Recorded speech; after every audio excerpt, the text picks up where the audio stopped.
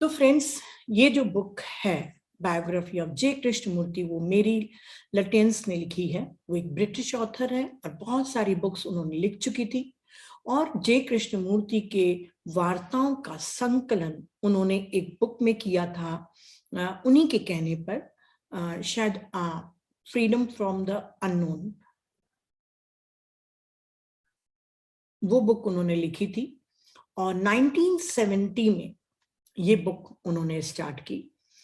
तो उस लेखिका के बारे में थोड़ा सा इंट्रोडक्शन दे दूं कि ये केवल 3 साल की थी जब इनकी माँ ने थियोसॉफिकल सोसाइटी को ज्वाइन किया था। इनका पूरा बचपन थियोसॉफिकल सोसाइटी के विश्वासों, मतों, सिद्धांतों के द्वारा बड़ा बचपन बीता था। इनकी प्रेयर भी थियोसॉफिकल सोसाइटी की ही रहती थी।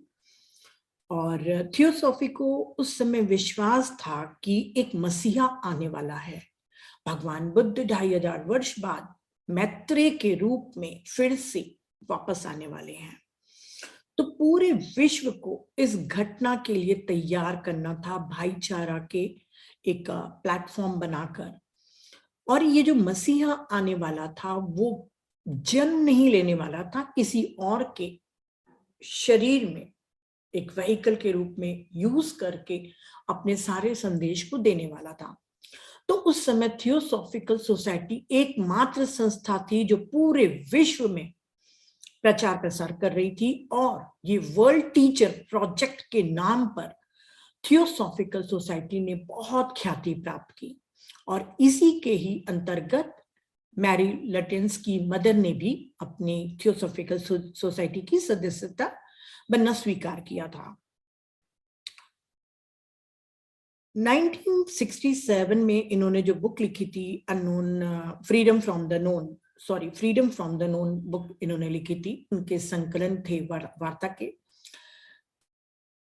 1970 में कृष्णमूर्ति ने मेरी लटेंस को कहा, क्योंकि उनकी फ्रेंड थी, बचपन से ही उनको देखकर बड़ी हुई थी और उनके साथ उन्होंने काफी वार्ताओं में हिस्सा लिया था, उनके साथ उनके फ्रेंड के रूप में उनकी देखभाल भी की थी। और 1970 में कृष्णमूर्ति ने कहा कि तुम मेरे ऊपर, मेरी जीवन के ऊपर एक बुक लिखो। इसके पहले ये वाला काम उन्होंने अपने, कृष्णा जी ने अपने फ्रेंड शिवा राव को दिया था, पर शिवा राव की तबीयत खराब थी और केवल एकमात्र 1 वर्ष बचा था उनके जीवन का। तो उनसे सारे डॉक्यूमेंट, सारे टेप रिकॉर्ड्स, सारे लेटर्स उनसे लेके इस इन मैरी लटेंस को दिया गया। बुक लिखने के दौरान इन्होंने बहुत सी बातें कृष्णा जी के साथ की, वो मैं आज के एपिसोड में नहीं बताऊंगी, अगली बार बताऊंगी। बहुत सी चीजें इनके साथ घटना हुई जब वो ये लिख रही थी, और बहुत सी चीजों को इन्होंने अनुभव भी किया।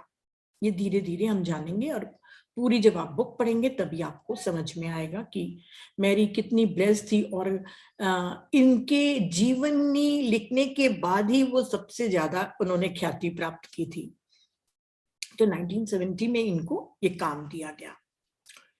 इस जीवनी में बहुत सारे कैरेक्टर्स हैं। 90 वर्ष का जीवन रहा कृष्णमूर्ति का। तो 90 वर्ष में पता नहीं, न जाने कितने इनके फ्रेंड्स, इनके कलीग, इतने लोग आने लग गए इनके जीवन में कि हर एक के बारे में मैं आप लोगों को नहीं बता सकती। बहुत से घर इन्होंने बदले, मतलब अलग अलग कंट्रीज में अलग अलग नाम के घर थे जहां पर ये वार्ताएं करते थे, और बहुत सी संपत्ति थी, बहुत बहुत कुछ है। पर जितना हो सकेगा मैं उनको सिंप्लीफाई करने की कोशिश करूंगी। और मैरी लिखती है कि जब थियोसॉफिकल सोसाइटीज इनको प्रमोट कर रही थी, कृष्णमूर्ति को वर्ल्ड टीचर के रूप में, तब इनके ऊपर धन, संपत्ति, वसीयत, उपहारों की वर्षा हो गई थी। और जब 1929 में इन्होंने थियोसॉफिकल सोसाइटीज को छोड़ा तो सारे उपहार, दान वापस कर दिए थे। उनके पास एकमात्र एक वार्षिक वृत्ति थी 500 पाउंड की। उसके साथ ही वो अपनी इस मुहिम को लेकर अलग से चले। आप सोचिए, इतना धन, वैभव, ऐश्वर्य, मान सम्मान, इतना सब कुछ छोड़ना कृष्णमूर्ति के लिए क्या कठिन रहा? बिल्कुल भी नहीं। वो सत्य के साथ थे। उन्होंने सब चीजों को एकदम अलग करके अलग से ही अपने काम में जुट गए। और मैरी कहती हैं कि जैसे जैसे वो काम करते गए, ऐसे लगा कि धन की वर्षा फिर होने लग गई। लोगों ने दान और अपनी संपत्ति, अपनी जायदाद इनके नाम पे करने लग गए और चमत्कारी ढंग से इनके पास पैसे आने लग गए। और कृष्णमूर्ति खुद भी कहा करते थे कि कोई भी कार्य कीजिए, यदि वह सही है तो पैसा अपने आप आ जाएगा। वो किसी का भी वो अपने को गुरु नहीं कहते थे और वो चाहते भी नहीं थे कि लोग उनके पीछे पीछे गुरु के रूप में भागें, पर लोग उनको गुरु ही मानते रहे।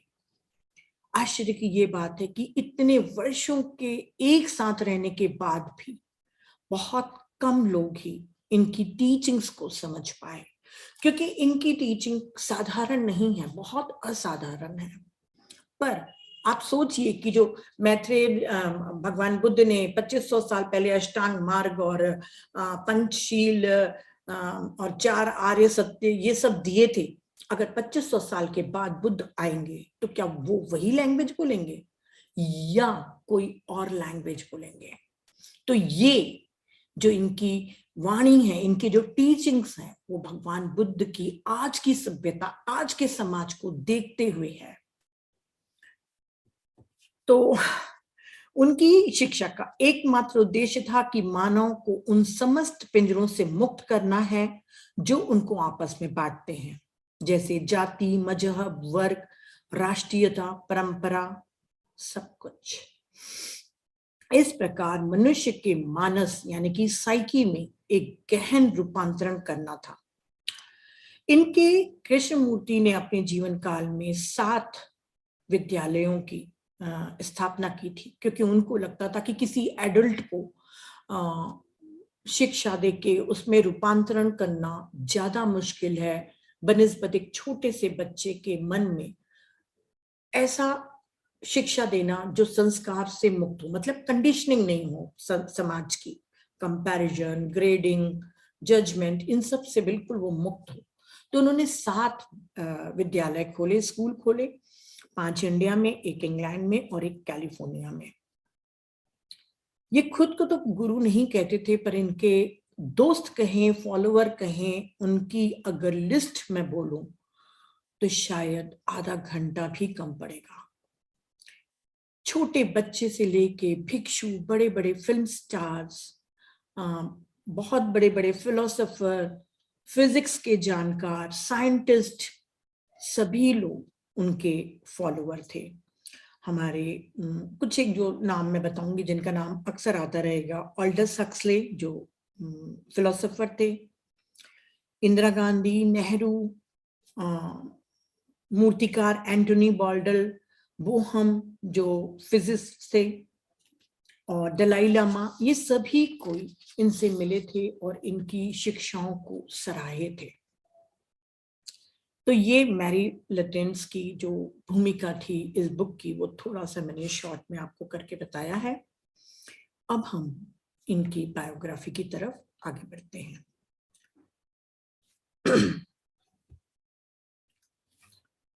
थियोसॉफिकल सोसाइटी की स्थापना 1875 में अमेरिका में हुई थी। इसके फाउंडर थे कर्नल आल्कल्ट और हेलेना ब्लेवेस्की। इन दोनों ने इसकी स्थापना की थी और इसका उद्देश्य था सार्वभौम मानवीय बंधुत्व के केंद्र का निर्माण करना, अर्थात ब्रदरहुड का, कि कोई जाति धर्म का भेद न रहे और सभी भाईचारे के साथ रहे। और इनके जो मुख्यालय था वो मद्रास के दक्षिण में स्थित अड्यार नाम के स्थान पर था। अड्यार एक सिटी है, वहां पर इनका हेडक्वार्टर था। 2 मास्टर्स जिसको हम कहते हैं ना नॉन फिजिकल मास्टर्स जो थे, उनके उस समय मास्टर मौर्य और मास्टर कुथु ने थियोसॉफिकल सोसाइटीज को अपने संरक्षण में ले लिया था। मैडम ब्लेवेस्की के समय में यह विश्वास किया जाता है कि वो तिब्बत मास्टर मौर्य के संपर्क में थी। वो शरीर रूप में नहीं रहते थे तिब्बत में, और पर वो सूक्ष्म रूप में वहां जाके उनसे शिक्षा लेती थी और उन्होंने उनके ही गाइडेंस में या मार्गदर्शन कहें 2 बुक लिखी थी, आइसिस अनवेल्ड और सीक्रेट डॉक्ट्राइन, जिसके बारे में आप लोग जानते ही हैं।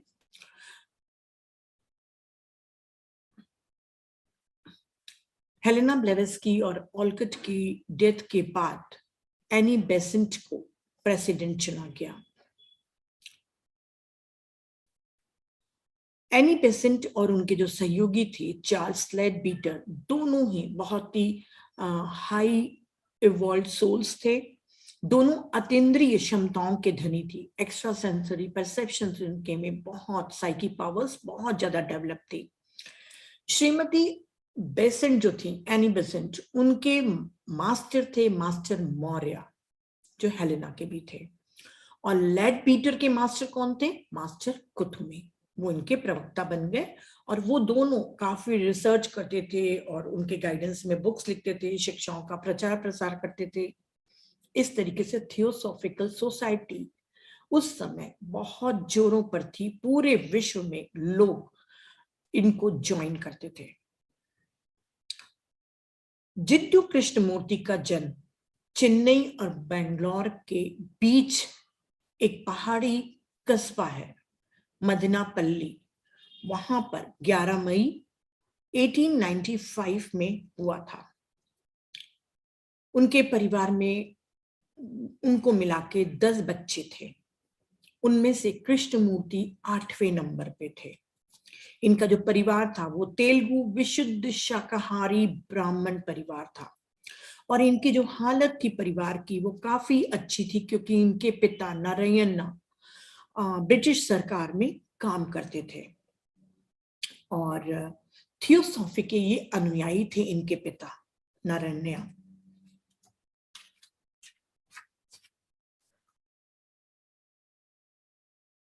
सॉरी। और इनकी जो माँ थी सजी अम्मा, वो कृष्ण की भक्त थी। 8वें बच्चे को उन्होंने अपने ही आराध्य का नाम दिया था कृष्णा। भगवान कृष्ण के नाम पर उन्होंने अपनी 8वीं संतान थी इसलिए दिया था। उनकी मां को पहले से ही आभास हो गया था कि जो बच्चा अभी जन्म लेने वाला है वो असाधारण है, बहुत तेजस्वी है। तो उन्होंने जोर किया अपने परिवार पे कि उनकी जो डिलीवरी है वो पूजा घर में हो। जैसा कि हम जानते हैं कि हिंदू धर्म में पूजा घर को बहुत ही पवित्र स्थान माना जाता है, जहां पर बिना नहाए हम नहीं जाते हैं या मासिक धर्म के समय में वहां जाना वर्जित होता है। तो ऐसी जगह पर एक डिलीवरी का होना बिल्कुल असंभव था। परिवार के बहुत मना करने के बावजूद सजीव अम्मा ने सभी लोगों को राजी कर लिया और जिड्डू कृष्ण मूर्ति का जन्म उनके घर के पूजा गृह में हुआ। जब पंडित ने इनकी कुंडली बनाई तो उन्होंने कहा कि ये बच्चा बहुत ही अद्वितीय है और एक ये महान व्यक्ति बनेगा। पंडित ने तो भविष्यवाणी कर दी, पर कुछ ही समय के बाद वो बच्चा जिड्डू, जिसको हम अभी जिड्डू ही कहेंगे, बालक है, तो अक्सर बीमार रहता था। कभी मलेरिया होता, कभी कुछ होता, अक्सर वो बीमार रहता और अपनी माँ के साथ ही हमेशा चिपका हुआ रहता। उसको मंदिर जाना बहुत अच्छा लगता था, कृष्णा को अपनी माँ के साथ। वो कृष्ण के मंदिर जाकर उनकी बांसुरी और कृष्ण को निहारते रहते थे। पंडित ने तो कह दिया था कि ये बहुत अद्वितीय बच्चा है, पर बाद में जब वो पढ़ाई में बहुत कमजोर होने लग गए, पढ़ाई उनको बिल्कुल भी पसंद नहीं थी, हमेशा उनको सजा मिलती थी और वो अच्छे नंबर नहीं लाते थे, तो उनके पिता को अक्सर वो पंडित मिलता और वो कहता था कि कैसा है कृष्णा, और उसके पिता हमेशा कंप्लेन करते थे कि वो तो बिल्कुल अच्छा नहीं पढ़ रहा है। तो पंडित कहते थे धैर्य रखो, वो बच्चा जरूर महान बनेगा। तो कृष्णा का बचपन हमेशा बीमारी में रहा और वो स्वप्निल व्यक्तित्व वाला था। वो हमेशा खोया खोया रहता था। माँ के साथ आते जाते हुए प्रकृति को एकटक निहारते रहता था। उसकी आंखों में बिल्कुल शून्यता थी, जिसको हम थॉटलेस कहते हैं, वो शून्यता थी। और वो बचपन में इतना उदार था, इतना जेनरस था कि वो अपने स्कूल में जितनी भी पेंसिल, कॉपी, बुक्स वगैरह रहती थी वो सब गरीब बच्चों को डोनेट करके आता, और घर में अक्सर उसको डांट पड़ती। उसकी माँ बहुत दयालु थी, तो वो चावल निकाल के रखती थी गरीबों को देने के लिए, और वो पहले ही भिक्षु को सारे चावल दे देता था। उसको घर में डांट पड़ती, फिर जब शाम के टाइम में फिर भिक्षु आ जाते तो घर में भी जिद करता कि पके हुए ही चावल दे दो, अगर नहीं है तो कम से कम उनको भूखा ना जाने दो। तो इतना उदार और प्रकृति के करीब और स्वप्निल स्वभाव का था। पर उसमें एक और खूबी थी कि उसको यंत्रों से, मशीन से बहुत प्यार था। एक बार कहा जाता है कि उसने अपने पिता की घड़ी को तोड़कर देखा कि कैसे काम करती है, और पूरे दिन भर उसने खाना नहीं खाया, स्कूल नहीं गया, ताकि उसको फिर से वो जोड़ सके। बहुत प्यारी प्यारी उनके बारे में लिखी हुई है। तो उनको यंत्रों से आजीवन बहुत प्रेम रहा। जैसे कि मैंने कहा कि 10 भाई बहन थे, परंतु इनके कई भाई बहनों की डेथ हो गई। एक बड़ा भाई शिवानंद जो बाद में चल के डॉक्टर बनता है, एक इनसे छोटा भाई है नित्यानंद जो 3 साल छोटा है, इनसे इनका बहुत जुड़ाव था। एक और भाई है जो थोड़ा सा मेंटली रिटार्टेड है, और एक बहन थी। बस इतने ही जीवित बचे थे, बाकी सबकी उस समय मृत्यु हो चुकी थी। तो नित्या के साथ इसका बहुत प्रेम था। नित्या पढ़ाई में बहुत कुशल था, और उतना ही कम बुद्धिमान हमारे ये जिड्डू कृष्णमूर्ति थे। जैसे जैसे ये बड़े होते गए, ये अपने भाई के ऊपर और ज्यादा डिपेंड होने लग गए। 1904 में जब वो केवल 9 वर्ष के थे, तब उनकी बहन की डेथ हुई। 20 वर्ष की लड़की थी उस समय उनकी बहन, और बहुत आध्यात्मिक थी। पहली बार उनको अतीन्द्रिय क्षमता का अनुभव हुआ। उन्होंने अपनी मृत बहन को गार्डन में खड़े हुए देखा और अपने पिता को बताया। फिर जब वो 10.5 वर्ष के हुए तो उनके परिवार में बहुत बड़ा झटका लगा जब इनकी माँ संजीवम्मा उनकी डेथ हो गई। और उस समय फिर से उनको उनकी मदर पहले से कहीं ज्यादा स्पष्ट रूप से उनको दिखाई देने लगी। तो ये उनके साइकी पावर्स बचपन में ही इनको डेवलप होने शुरू हो गए थे। पिता ने फिर जब उनका ब्रिटिश सरकार में रिटायरमेंट हुआ, तो वो सब बच्चों को लेके थियोसॉफिकल सोसाइटी में आके काम करने लग गए। तब उनकी परिवार की हालत बहुत बुरी थी।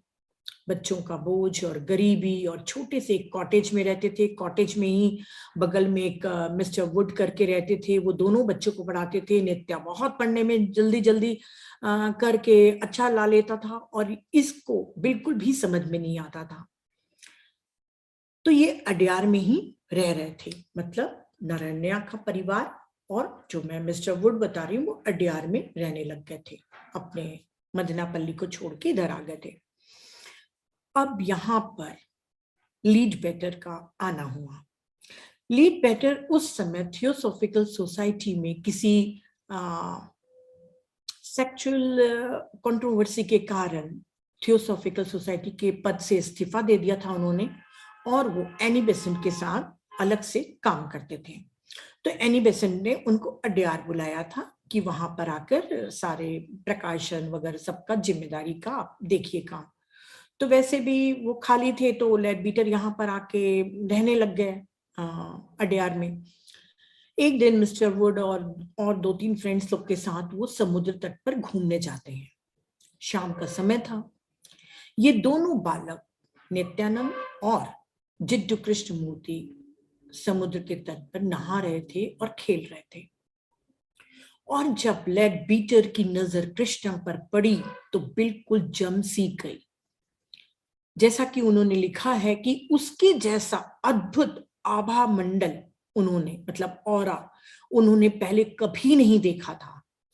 स्वार्थ का उसमें एक कण तक नहीं था।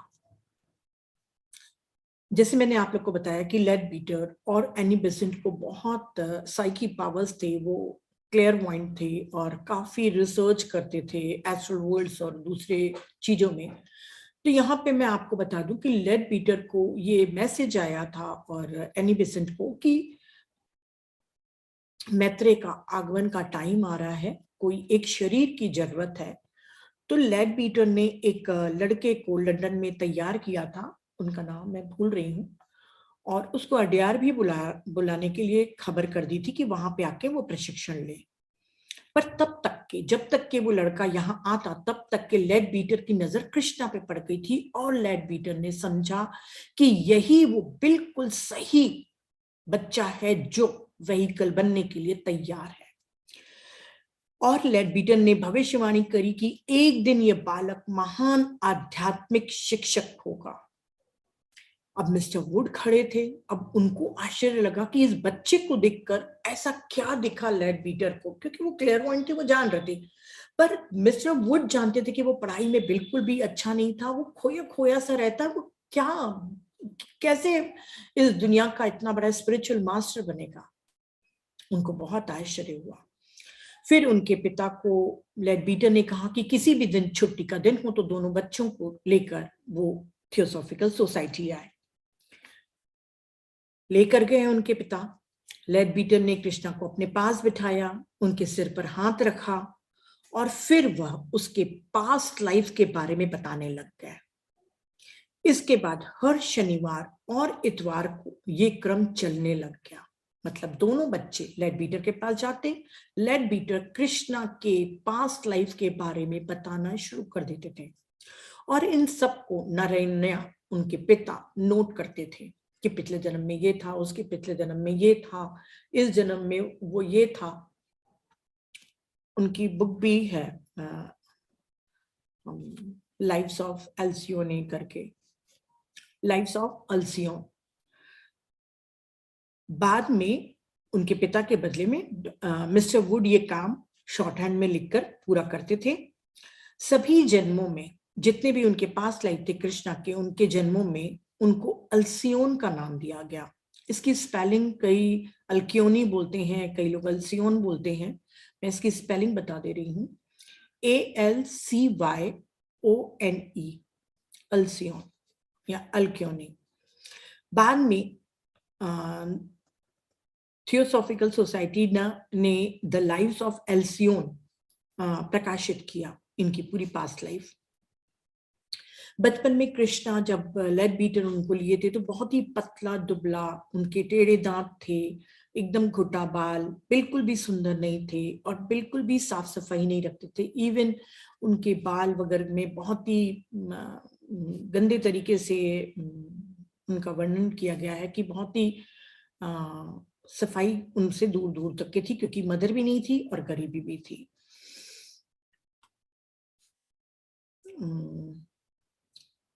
लॉर्ड लेड बीटर ने डॉक्टर मिस्टर वुड को बताया कि लॉर्ड मैत्रेय का इनको व्हीकल बनना है, जिसको बाद में वर्ल्ड टीचर कहा गया। मैत्रेय ने बोल के वर्ल्ड टीचर, हम जब भी बोलेंगे तो वर्ल्ड टीचर मतलब मैत्रेय, उनको पुकारा गया। और ये लेड बीटर को कौन ने इंस्ट्रक्शन दिया था? उनके मास्टर कुथुमी ने इंस्ट्रक्शन दिया था कि इस बच्चे को उस नियति के लिए प्रशिक्षित करना शुरू करे। लेड बीटर ने उसके पिता को, मतलब कृष्णा के पिता को, इस बात पे राजी कर लिया कि कृष्णा और नित्या को स्कूल से निकालकर उनकी देखरेख में बड़ा किया जाएगा, शिक्षा दी जाएगी।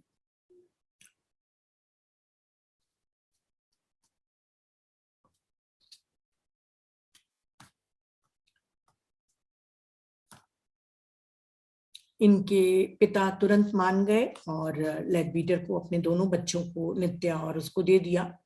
लेड बीटर तो सिर्फ कृष्णा को चाहते थे, पर कृष्णा राजी नहीं था, क्योंकि वो अपने भाई के बगैर बिल्कुल भी कोई भी काम में दिलचस्पी नहीं लेता था, बहुत डिपेंडेंट था और अपने भाई को बेहद प्यार करता था। तो लेड बीटर ने दोनों बच्चों को अपनी देखरेख में लिया और उनके लिए टीचर्स लगाए गए और सबसे ज्यादा इंग्लिश पर जोर दिया गया।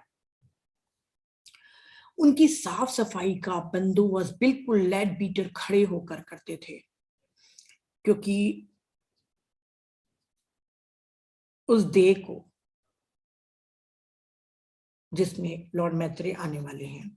उनकी एक्सरसाइज की भी निगरानी लेड बीटर के निगरानी में ही की जाती थी। एक्सरसाइज, डाइट, हर चीज लेड बीटर खुद व्यक्तिगत रूप से खड़े होकर उनके लिए करवाते थे। कृष्णा की आदत थी कि वो इतना स्वप्निल स्वभाव का रहता था कि अक्सर उसका मुंह खुला रहता था। ऐसा वो कुछ भी चीज देखता था, चाहे वो पेड़, नदी, पक्षी, कुछ भी देखता था तो उसका मुंह खुला रहता था। और लेड बीटर इस बात से बहुत चिढ़ते थे और अक्सर उसे डांटते थे कि अपना मुंह बंद करके रखे। अब तक के लेड बीटर और कृष्णा की बहुत अच्छा प्यार था और बहुत अच्छी दोस्ती हो गई थी, जबकि उस समय ब्रिटिश से कई लोग डरते थे, अंग्रेज लोगों से। पर एक दिन क्या होता है कि वो खिड़की के पास खड़े थे कृष्णा, और उनका मुंह फिर से खुल गया। मना करने के बावजूद फिर से उनका मुंह खुल गया और लेड बीटर बहुत गुस्से में आ गए और जोर से उनकी ठुड्डी पर एक तमाचा जड़ दिया। कृष्णा कहते हैं कि उस दिन के बाद से लेड बीटर के प्रति मेरी वैसी भावना कभी नहीं रही। बहुत प्यारी छोटी छोटी चीजें हैं जो दिल को छूती हैं।